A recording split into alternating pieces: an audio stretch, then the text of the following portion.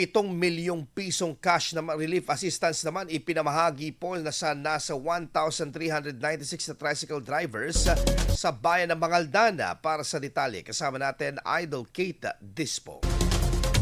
104.7 IFM Report.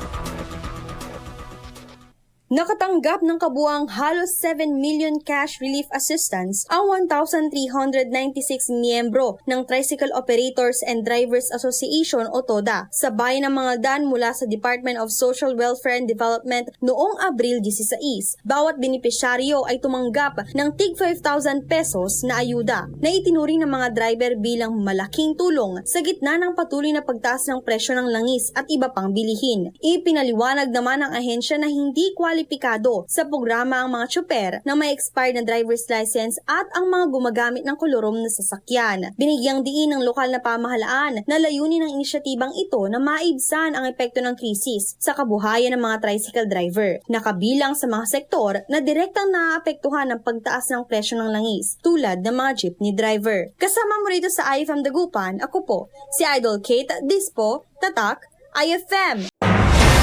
IFM News. IFM News.